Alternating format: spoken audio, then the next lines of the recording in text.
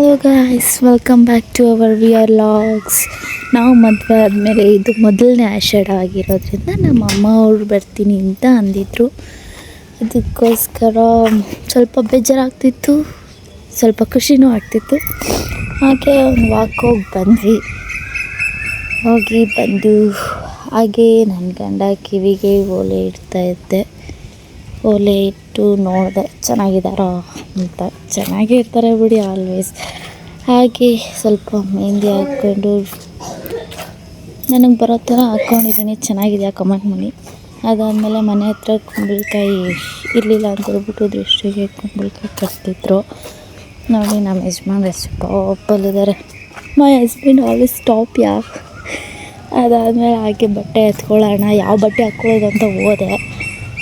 ಆದರೆ ನಮ್ಮ ಹೆಣ್ಮಕ್ಳ ಬಗ್ಗೆ ಗೊತ್ತಿರೋದೇ ಅಲ್ಲ, ಎಷ್ಟೇ ಬಟ್ಟೆ ಆದರೂ ನನ್ನ ಹತ್ರ ಬಟ್ಟೆನೇ ಇಲ್ಲ ಅಂತ ಒಂದು ಡೈಲಾಗ್ ಅದಾದಮೇಲೆ ಹೋಗಿ ರೆಡಿ ಆಗಿ ಬಂದು ನಮ್ಮ ಅತ್ತೆ ತಲೆ ಬಾಚ್ತೀನಿ ಬಂದರು.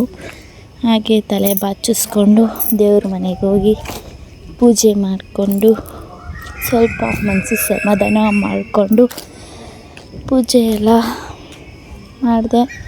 ಇದೇ ನಮ್ಮ ಮನೆ ದೇವ್ರ ಮನೆ. ಅದಾದಮೇಲೆ ಹಾಗೆ ನಮ್ಮ ಹೆಣ್ಮಕ್ಳ ಬಗ್ಗೆ ಗೊತ್ತಿರೋದೇ ಅಲ್ಲ, ರೆಡಿ ಆದರೆ ಫೋಟೋಸು ವೀಡಿಯೋಸು ಎಲ್ಲ.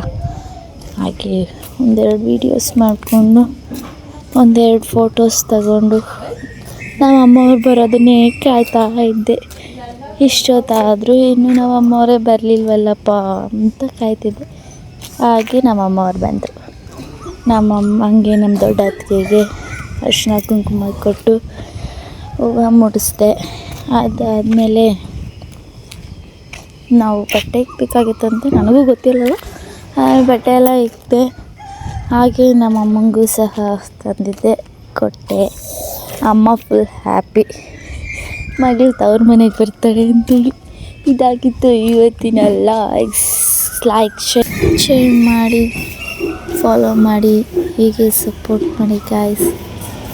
ನೀವು ಸಪೋರ್ಟ್ ಮಾಡಿದ್ರೆ ನಾನು ಇನ್ನೂ ಚೆನ್ನಾಗಿ ಬೆಳಿಬೋದು. Thank you for watching.